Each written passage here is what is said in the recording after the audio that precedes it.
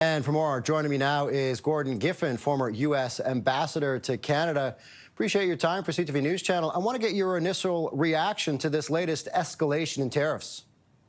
Well, I think it's unfortunate, and I continue to believe that leadership in the United States should find a different way to work out whatever they believe to be the disagreements between Canada and the United States, whether it's on security matters or trade matters. So I think it's unfortunate in the overall relationship. It is, as your recent reports have indicated, it is a tariff rate that will apply to a very, very small percentage of goods, merchandise that cross the Canada-U.S. border. So it, as an economic consequence, it is not huge, but as a symbol, it's not a good move. Now, we saw Trump give Mexico a 90-day reprieve. Yesterday, that came out. Why does it seem that Trump is specifically centering out Canada with these tariffs, as Mexico is also covered under that CUSMA North American trade agreements? Yeah, well, none of us are familiar with what the private dialogue is between the leaders and the negotiating teams. So where Mexico is in what they're negotiating with the United States as compared to where Canada is, I don't know. Clearly, the White House seems to be more satisfied with the interaction that they're receiving in the negotiations with Mexico. Why there's some disruption with respect to Canada on the U.S. side, I honestly have no insight into that because no one's talking about it.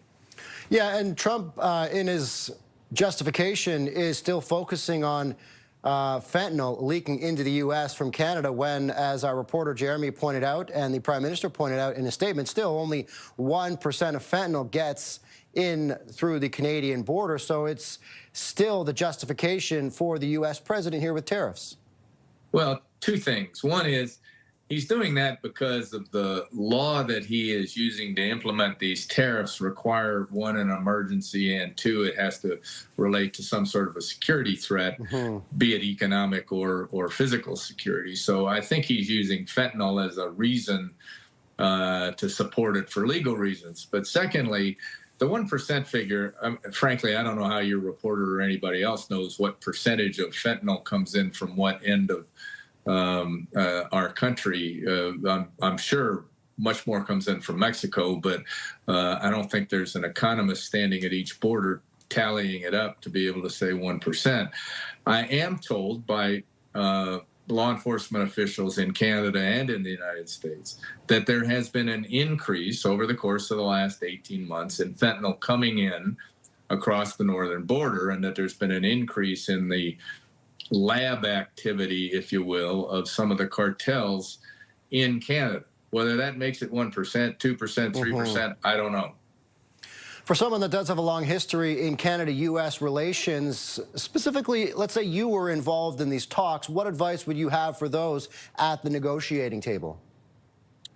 Well, I think Canada has a very talented negotiating team. I know all three of the principals that are involved, including your ambassador and the new chief of staff to the prime minister, and they are very talented, and I've got great respect for them. So whatever approach they're taking, I'm sure at the direction of your prime minister, is very effective. What the issue is that somehow impeding an agreement on the limited number of goods and merchandise that aren't covered by our existing trade agreement. I don't know what the problem is. I don't know, frankly, if it's the United States is focused on supply management and Canada's not willing to change it.